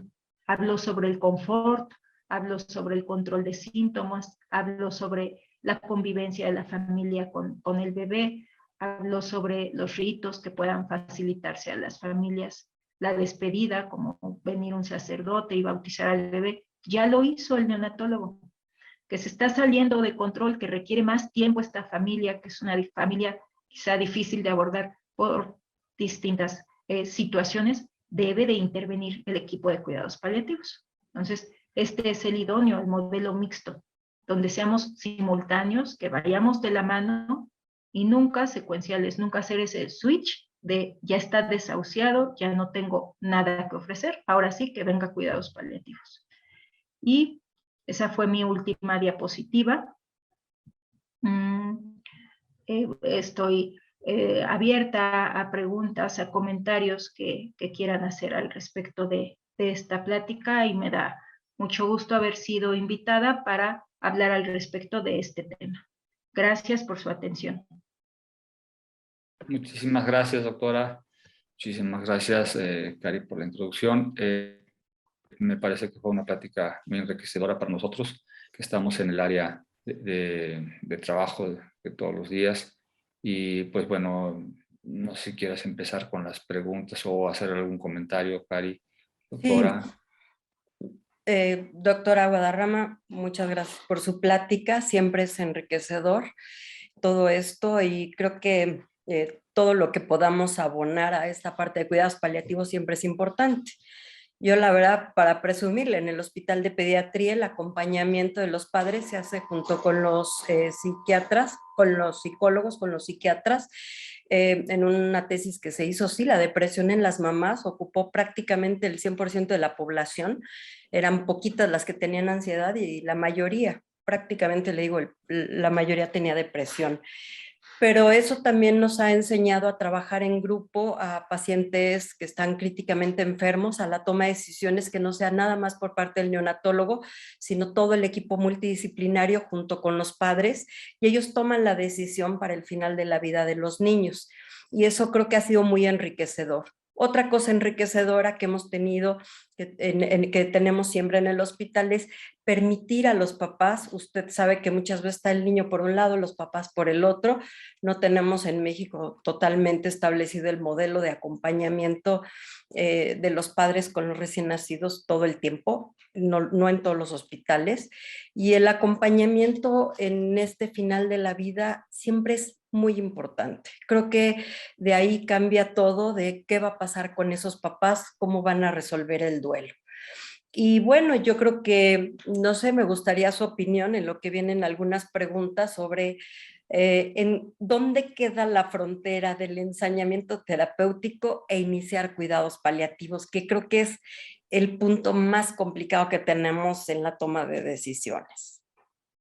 Hola a todos, buenas noches, gracias por la invitación. ¿Dónde queda ese límite, doctora? Mira, es establecido por el médico tratante la gran mayoría de las veces. Definitivamente es el médico que está atendiendo a ese paciente quien puede vislumbrar desde muy tempranamente en qué momento este paciente va a salir adelante de la enfermedad o no va a salir. Claro, hay situaciones, circunstancias que sabes que desde el diagnóstico debería de ser atendido por un equipo de cuidados paliativos porque se va a beneficiar de ello, ¿no? Lo hace susceptible a recibir ese beneficio. Hay otras circunstancias que a lo largo de la enfermedad, sobre todo ocurre en terapias intensivas, es que te vas dando cuenta que el paciente no está saliendo avante, no está mejorando con el tratamiento impuesto y que debería de ser entonces visitado o apoyado por el equipo de cuidados paliativos. El Reino Unido estableció por el Royal College la categorización de pacientes susceptibles de recibir cuidados paliativos. Estos se dividen en 4 grupos. El primer grupo es aquellos pacientes que tienen enfermedades potencialmente curables, como cuáles, pues el clásico ejemplo es el cáncer o aquellas enfermedades infecciosas, ¿sí? Una tuberculosis grave, por ejemplo. El segundo grupo son aquellos pacientes que tienen enfermedades incurables, que son hasta eso de alguna manera permiten un estilo de vida adecuado, por ejemplo, la fibrosis quística o un paciente con VIH-Sida. No hay una cura para ellos, pero pueden llevar un estilo de vida bastante normal. El tercer grupo son las enfermedades implacables. Desde el diagnóstico nunca se detiene la progresión de la enfermedad. Adrenoleucodistrofias, para mí sería el mejor ejemplo. Y el grupo 4 son los pacientes que tienen una enfermedad estacionaria, no va a progresar, pero sí se va a multicomplicar. Ejemplo de ello, todos los pacientes con parálisis cerebral infantil. Estos pacientitos van a tener desnutrición, neumonías graves, broncoaspiraciones y va a fallecer antes de tiempo, o sea, van a tener una muerte prematura, pero no debido a la enfermedad de base, sino a las complicaciones que va presentando.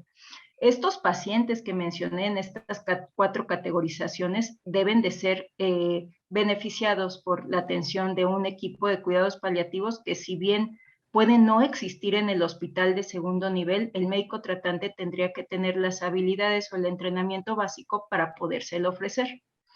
De otro tipo de pacientes, en específico los pacientes neonatales, los pueden categorizar y ver si encajan en alguno de estos grupos. Si son pacientes cuya supervivencia o viabilidad es mínima, entonces en ese momento presentarlo al equipo de cuidados paliativos o comenzar como neonatólogo a dar el manejo paliativo que este paciente pueda ir requiriendo, ¿no? Lo mínimo necesario, lo que hace un modelo primario, que debe de estar dentro de una unidad de cuidados intensivos neonatales.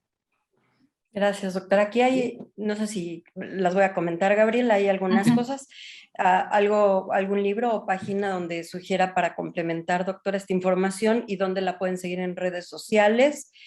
Y una pregunta ya directamente, ¿qué se puede hacer cuando un familiar entra en negación? Incluso puede ponerse un poco agresivo. Hay miles de veces, ¿no? Nos ha ocurrido eso, por lo menos en mi experiencia sí. No perder el control. En una entrevista con padres que puedan ponerse agresivo, uno que está dirigiendo esa entrevista debe de mantenerse ecuánime en todo momento, nunca perder el control y ser partícipe de esa explosión de ansiedad, de nerviosismo, de falta de razonamiento, etcétera. Mantente firme en lo que estás hablando. Si empiezas a observar eso, es conveniente tener a alguien más en esa reunión, no sé, tu enfermera, tu trabajadora social, alguien que te esté acompañando. La psicóloga definitivamente es muy importante su participación con este tipo de pacientes, poderlos llevar a la tranquilidad, dar una contención emocional. Uno no puede abrir una cloaca, darse la media vuelta y esperar que salga todo, no tienes que cerrar eso que abriste. Si el padre perdió el control es porque tenía ya mucho acumulado dentro de sí y no necesariamente con el médico de cuidados paliativos, sino con cualquiera puede ocurrir, con el médico tratante. Ha sido un acúmulo, un manojo de nervios que en cualquier momento iba a explotar. Como médicos lo van percibiendo. En muchas ocasiones cuando yo llego a conocer a los pacientes, los mismos médicos tratantes me dicen, oye, hemos tenido muchas dificultades con esta familia, el papá es difícil de tratar, la mamá es también deja mucho al paciente, o sea, tú ya vas con algo de conocimiento. Las referencias, como puse en alguna diapositiva, referir oportunamente al psicólogo si no lo tienen en el hospital o al psiquiatra, es imprescindible, ¿no? Mi equipo sí cuenta con una tanatóloga y 2 psicólogas y en todo momento, desde que nos lo presentan, los conozco yo, los conoce mi adscrita, la doctora Angie Ismail, y le entra al trabajo también las psicólogas. No puede ir desvinculado, por lo menos cuando tienes ese apoyo, debes de vincularlo en todo momento. A veces nos envían pacientes, por ejemplo, de genética, dan información pues sensible a los padres, nos los envían a nosotros y ahí damos la contención. Hay que saber, hay que tener el entrenamiento para contener, para limitar esa explosión que estás esperando recibir. Vas a dar malas noticias. Es esperada, son esperadas este tipo de reacciones, una explosión que puede ser de un padre que esté en negación. ¿Lo aceptará? La aceptación no es cuestión de minutos, ¿no? Es cuestión que a veces se lleva un año y está escrito en algunos artículos. La aceptación no es instantánea y es una cosa que se tiene que ir trabajando poco a poco. Gracias, doctora. Ari, te dejaron un comentario por aquí, están felicitándote. Así, Y bueno, gracias. aprovecho para hacer una pregunta a la doctora Guadarrama. ¿Cómo sensibilizar al grupo de trabajo? ¿Cómo hacerlo? ¿Cómo es meterlos? Porque la realidad de las cosas muchas veces no es que seamos no sensibles. Lo que pasa es que a veces somos un poco parcos para dar la información. Y esa conducta o ese mensaje que mandamos, el mensaje no hablado, también a veces influye. ¿Cómo hacemos para meterlos al rol, a todo el equipo, a todo el equipo de trabajo?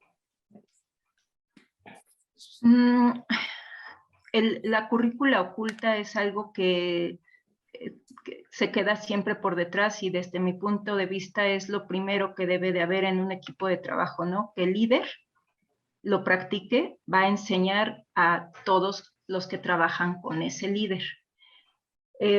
Sensibilizar al personal que trabaja alrededor de ti es, no van a aprenderlo leyendo o tú diciéndolo, van a aprender de tus acciones. Si el jefe del departamento se sensibiliza en relación a cuidados paliativos y presenta pacientes oportunamente, esto no quiere decir voy a dejar de hacer, es preveo que van a tener una hospitalización larga, que va a ser una situación difícil, a lo mejor y sale adelante porque muchas veces, y todavía es común en el medio médico escuchar cuidados paliativos es para el paciente desahuciado, eso es totalmente arcaico. El paciente va a tener una infancia difícil, probablemente acompañado de enfermedad, y necesito darle más apoyo a este paciente. Yo, en la experiencia personal del hospital infantil, mucho depende de la sensibilización de los residentes del adscrito que tienen o del jefe del departamento que tienen. En particular, neonatología del hospital infantil la lleva el doctor Raúl Villegas, y es una persona junto con la doctora Dina Villanueva, Edna, la doctora Dina, o sea, Daniel, es gente, el doctor Moore, que están muy, muy sensibilizados respecto a este paciente va a salir adelante, pero va a tener alguna secuela que va a impedir que tenga una vida dentro de absoluta normalidad, ¿no? Entonces, ¿cómo lo puedo apoyar? Bueno, pues puedo ofrecer cuidados paliativos que va a estar al pendiente de él desde ahorita hasta que cumpla los 18 años y se vaya. Y los residentes comienzan también a tener esta práctica y cuando se van a otros hospitales ya van sensibilizados. Eso es lo que se conoce como currícula oculta, que el maestro enseñe a través de su propia acción, no por escrito. Yo insisto, está bien dar las clases, está bien hacerlos leer, pero si tú como líder de equipo no lo haces, claramente tu equipo no lo va a aprender. Enseña con el ejemplo, ¿no? Es la manera en la que puedes sensibilizar a quien te rodea de lo que estás haciendo. Y claramente, pues, viendo también los resultados.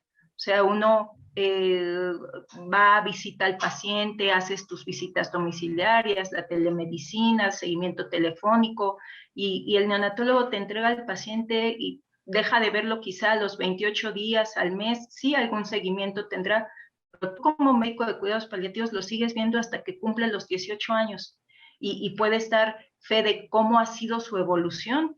Los pacientes que yo tengo no me los presentan porque ya vaya a fallecer, me los presentan porque va a requerir a alguien que coordine, que oriente a esa familia, que los apoye en todos los sentidos, no nada más en el aspecto médico, porque médicos ya hay un montón, ¿no? O sea, sí es una orientación más personal la que puedo ofrecer a la familia. Tenemos... Perdón, sí, Gary. No, iba a continuar con los comentarios. No sé si querías comentar algo a la doctora. No, nada más, en relación a lo que estaba comentando, había una pregunta, un comentario y pregunta del doctor Viescas del Instituto de Perinatología. Me parece muy interesante, los invito a que lo lean, pues está un poquito larguito y por cuestiones de tiempo, pues no podemos redactarnos si queremos ir llenando las otras preguntas. No sé, ahora si quieres hacer la pregunta que iba a hacer. Comentaban en los padres el tema de la autopsia. Yo quiero decir que esto también es un proceso, como ahorita lo que se está hablando de cuidados paliativos, el solicitar una autopsia también lleva un proceso de confianza en la relación médico-paciente con los papás y en los cuales uno tiene que ser muy claro cuál es el objetivo de este estudio para que ellos en ese momento de preocupación le encuentren un significado a este estudio. Aquí una pregunta interesante de la doctora Campos que dice, ¿le ha pasado que los padres rechacen el manejo multidisciplinario de cuidados paliativos, doctora Guadarrama? Sí, muchas veces. Socialmente cuidados paliativos, cuando escuchan, vengo de cuidados paliativos, ya fue mi hijo, ¿no? Ya lo desahuciaron, ya no le van a ofrecer nada y está fuera de tratamiento. Y que me han llegado a rechazar, sí, siempre yo, bueno, me presento, les hablo de que con la intención de no meterme en su tratamiento, eso lo va a decidir su médico tratante, eso lo aclaro muy enfáticamente, yo no voy a limitar ni a quitar manejos, lo único que voy a hacer es a controlar síntomas y darles acompañamiento con la única finalidad de mejorar la calidad de vida. No, nadie puede recibir un tratamiento que no desea o un acompañamiento que no desea. Me limito en esas ocasiones que me ha ocurrido a darles mi tarjeta. Tenemos unos trípticos donde explicamos qué son los cuidados paliativos. En esos trípticos viene la tarjeta con mi número de celular personal, la extensión del hospital. Les digo dónde pueden buscarme en caso de que lo requieran y hasta ahí llega mi participación. Sí, claro que me ha llegado a tocar que no acepten nuestra participación y a eso nadie se puede ver obligado. claro, debe de explicarles por qué estás ahí, porque yo no llego de la nada, yo llego por su tratante, me invitó a participar, ¿sí? Él cree que es bueno para su hijo mi participación, porque a lo mejor se va a ir a casa y requiere de ventilación mecánica en domicilio. Tenemos ese programa y ahí, si se quieren ir, tienen que ser parte de cuidados paliativos y calidad de vida, porque yo llevo ese programa. Si quieren ir un niño con síndrome de intestino corto a su casa, tienen que estar en cuidados paliativos porque es un paciente con una enfermedad incurable o bien, bueno, puede mejorar, vamos a decir que es una enfermedad con alto riesgo de muerte y que lo tengo que ver sí o sí yo porque yo vigilo la nutrición parenteral en domicilio. Entonces, hay circunstancias que a veces igual y los obligan, aunque no quieran, ¿no? Eh, ¿Por qué menciono estos dos programas? Porque son para pacientes que están en muchas ocasiones en una fase terminal y su calidad de vida sí se va a ver mejorada, incluso la supervivencia estando en su domicilio. Y a ese tipo de pacientes los tengo que ver yo como equipo de cuidados paliativos, porque el hospital, porque el neumólogo, el intensivista, el gastroenterólogo no lo va a ir a estar visitando en su casa, ni le va a hacer la llamada semanal que yo sí le voy a hacer, ni se va a conectar a las 11 de la noche porque se desconectó el catéter o la bomba empezó a sonar. Claro, sí han rechazado mi participación y lo he vivido, no pasa nada. Muchas veces también me ha ocurrido que luego vienen a buscarnos. ¿Por qué? Porque el paciente está empeorando, porque de algo deben de afianzarse, ¿no? Eh, Hay otras veces que no son los médicos quienes presentan a los pacientes, sino los papás vienen al departamento, tocan la puerta y dicen, yo necesito ayuda porque veo a mi hijo muy mal y aquí dice que es calidad de vida y yo necesito que mejoren la calidad de vida de mi hijo. Otra estrategia que he utilizado para sensibilizar a la gente, ya no a los médicos, a la gente es imprimimos banners de tamaño 1,70 por 60 centímetros, los pusimos en todo el hospital donde explico qué son los cuidados paliativos, a quién van dirigidos, a quiénes pueden beneficiar. Y una de las preguntas que pongo ahí, ¿es verdad que cuidados paliativos es porque mi hijo se está muriendo? La respuesta es no, esto es totalmente falso. Cuidados paliativos es porque intentamos mejorar la calidad de vida de tu hijo con este apoyo. Hay una pregunta ya para casi cerrar, porque estamos sobre tiempo. Está un poquito larga, pero me llamó la atención que decir que debemos de evitar el sufrimiento del bebé, eso nos queda la menor duda, la familia también, por supuesto, pero habla de incluso el médico. Porque hay médicos que se penetran mucho en el evento y a veces compaginan muy bien con la familia, pero esto a veces les lleva a una condición pues, fuerte también para el médico. ¿Qué hacer con el equipo de trabajo cuando vemos que se está involucrando mucho y cuando está cayendo en un conflicto ya de tipo personal y tipo emocional personal, doctor? ¿Qué nos sugiere hacer? Bueno, dentro de mi departamento es cuando yo detecto que alguno de los participantes de mi equipo está presentando este involucro, sí intento separarlo un poco del paciente y el apoyo emocional por parte de psicología. Cuando lo detecto en equipos de trabajo, no sé, cardiología, gastroenterología, el apoyo de parte de psicología, ¿no? Hablarlo funciona. El simple hecho de que alguien te escuche sana un tanto ese problema por el cual estás pasando. No contamos con el apoyo de psiquiatría para los médicos dentro del hospital, pero si hay detección de eso, psicología del equipo, del departamento, claro que les da atención también a ellos. Ok, igualmente para los hermanitos del bebé, ¿no? Claro. Porque vamos, viendo el universo de afección o del efecto colateral que luego involucra todas estas situaciones, ¿no? Sí, nosotros cuando conocemos un paciente, hacemos una reunión con la familia, papá y mamá principalmente, si hay mucho involucro de las abuelas, alguna tía, también la invitamos. Y por aparte vemos a los hermanitos. Los hermanos también requieren el apoyo emocional. Entonces, nunca los dejamos de lado. Incluso cuando el paciente fallece, tenemos un grupo de los padres que perdieron un hijo. Mezclamos parejo, mezclamos de niños de onco, de neuro, de neonatos, y ese grupo es súper valioso porque entre ellos entienden lo que están pasando y se dan consejos de cómo lo van a superar.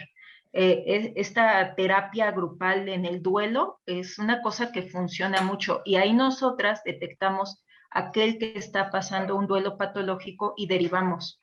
Normalmente derivamos a un psiquiátrico, ¿no? La psicóloga sí le da seguimiento particular a ese padre que detectamos que tiene un duelo anómalo, pero además los referimos a psiquiátrico. Estos grupos son muy valiosos. Nuestro trabajo no termina con el paciente ya murió.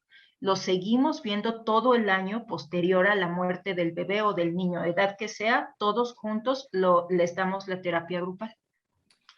Ok. Hay una pregunta interesante, que si las aseguradoras cubren los cuidados paliativos y también si hay alguna estrategia de legado para los niños que están próximos a morir, para que sea una respuesta rápida, doctora, porque creo que estamos ya sobre el No, tiempo. la segunda parte no la entendí. ¿Cómo que? Preguntan si utilizan alguna estrategia de legado y espiritualidad con los bebés próximos a morir, si les toman fotos, huellas, alguna Ya. otra cosa. Sí, Y sí, si sí, las sí. aseguradoras cubren cuidados paliativos, son dos preguntas que nos hacen. Las aseguradoras sí los cubren, por lo menos en mi experiencia sí me han cubierto. Y la segunda pregunta, sí, estos ritos de las huellitas, la cajita con los recuerdos del niño, las fotos de los niños, estos recuerdos son importantes para los padres. Procuramos siempre, en neonatología en particular, tomamos las huellitas y les ponemos un mensaje, una leyenda, algo un tanto poético, para que en el momento en el que fallece el niño les entregamos esto. Sí. Sí, en el caso de las aseguradoras, hay que preguntarle al broker cuál es el concepto que debe de incluir el informe médico para que lo puedan subrogar a los familiares. En el caso de hospitales privados, ¿no? Bueno, pues, ¿qué les digo? Está padrísima la sesión, muy enriquecedora, como lo había dicho Cari al principio. Y bueno, estamos por cerrar. Por favor, no se vayan a ir a los invitados, porque, bueno, los invitados que están conectados con nosotros, porque tengo alguna información que tengo que darle rápidamente. Doctora Guadarrama, muchísimas gracias por estar con nosotros el día de hoy. Ha sido muy enriquecedor, como le decía, y pues nos llevamos conceptos muy interesantes para aplicarlos el día a día en nuestras salas. Esperemos que los repartamos. Hay muchas felicitaciones de Sudamérica, estaba viendo, de Chile, Colombia, etc. Creo que llegó la plática donde queríamos que llegara, ¿no? Cari, ¿algún comentario final? Doctora, ¿algún comentario final? Pues yo creo que nada más entender, como ya lo comentó muy bien la doctora Guadarrama, que esto tiene que estar centrado directamente en la familia. Como médicos nos tenemos que empapar del tema para cada vez ir concientizando al equipo de salud y que cada vez seamos más oportunos en empezar los cuidados paliativos en los niños en los que no podemos ofrecerles algo más. Muchas Sí, gracias. gracias, Cari. Sí, doctora Guadarrama. No, agradecer la invitación y estoy abierta si se vuelve a ofrecer, si desean algo más, pues muchas gracias por su atención. Muchas gracias.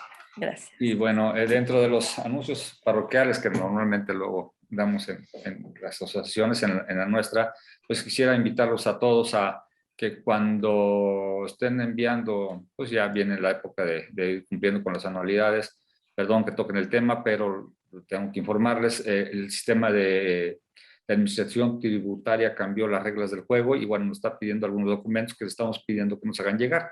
Les suplicaría nada más que cuando nos mandaran su anualidad al correo de neonatólogosdf, @li.com.mx, lo acompañaran con su constancia de situación fiscal actualizada para que nuestra contadora lo agregue a su archivo y podamos facturar adecuadamente sus facturas. Asimismo, les pido por favor también que copien a la contadora. Ya les hice llegar en algún momento de enero el correo de la contadora, entonces les pediría que nos mandaran este documento con copia a la contadora para que ella esté armando sus archivos, por favor, porque de otra manera, si facturamos mal, el SAT nos puede multar por la facturación mal. Es una de las nuevas reglas. Ahorita estamos implementando este sistema.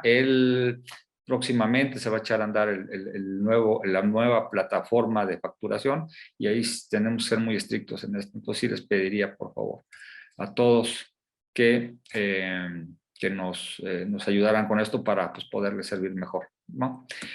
Muchísimas gracias a todos por estar con nosotros. Gracias, Cari, por acompañarnos y dar la introducción y estar con nosotros aquí en la mesa de preguntas y respuestas. Me parece que ha sido muy, muy padre y enriquecedora la plática de hoy. Mandamos un cordial saludo, cuídense mucho, estamos en contacto, nos vemos el próximo mes. La sesión va a ser el 31 de marzo para ir agendando. Muchísimas gracias. Buenas noches a todos. Buenas noches a todos.